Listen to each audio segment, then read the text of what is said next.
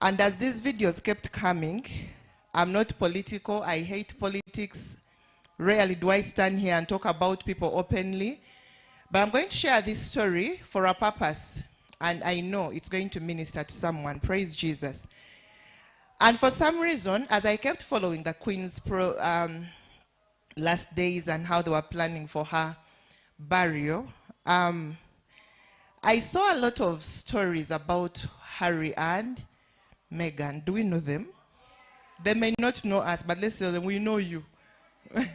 Praise Jesus. Yes. I don't know. One video after the other kept coming about this lady. So if I ever followed anything regarding this lady, it was when she was getting married to the prince, and she was black, and she had come from a failed marriage. I felt inspired, and I think on my Facebook page, I remember posting about her, and I'm like, there is hope in every tree that has been cut, for it shall sprout. And she being black was showing that there is no limitation with God. You can become from being a black to being a what? They call them what, princess? Yes, yeah, the whole world stood up to applaud that great milestone, that great achievement for the black community. Praise Jesus. I repeat, I'm not political. I'm only sharing because there's something I want to pick from this, and I believe it's going to lead to my teaching today, and it's going to teach a lot of people something. Praise God. Now, this lady, after the achievement, after the whole world was in celebration of what she had achieved, of course, some weren't happy, but I think the black community was very happy, right? To see that black is going to that level of even entering the palace. Yes, and we saw a lot of celebrations coming. The same way Obama was celebrated when there was a black president. Remember? Yeah. Now, I began reading the story of this lady. I began listening to the videos, going out to look at some of her journey to where I saw her at the moment I was reading about her. And it so happened that she went into this place called the palace, and she stayed there for some good time. And the time came, she felt like committing suicide. She felt suicidal. So one day, Oprah holds an interview with them, her and her husband, because they had left, you know, a prince and a what? A princess, standing up to the whole world and telling the world, we are no longer royals. We are stepping down from our duties, and we are going out of this palace to start a new life. Praise Jesus. Now, someone may not understand why someone would leave all that fame, the privileges, to go and start a life somewhere.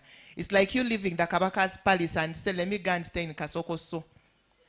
That's how I will relate wherever they went, because you can't compare them to the palace.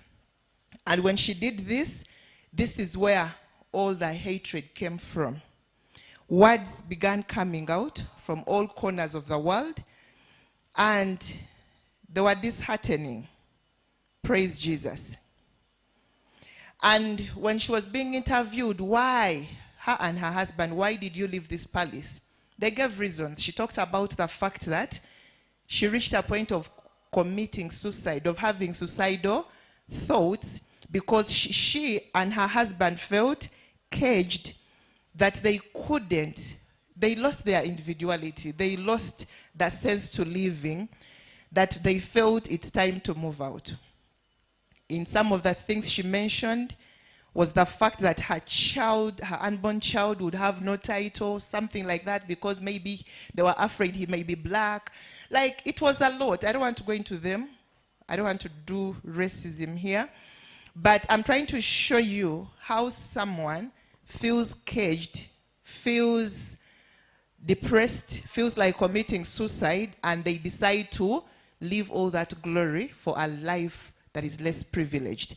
When the husband was interviewed, he also said, when I saw my wife in front of the camera smiling, and then behind the cameras breaking down to cry and having suicidal thoughts, it reminded me of my mother, Princess Diana, because this same media is what drove her to death. Praise Jesus. She was running out of media, and that's how she got the accident, and she died. And when the queen died last week, when you look at the tabloids, everything is about this girl. You are this. You are this. Like, no one is speaking anything positive. Everybody, I've taken time to listen. Big men.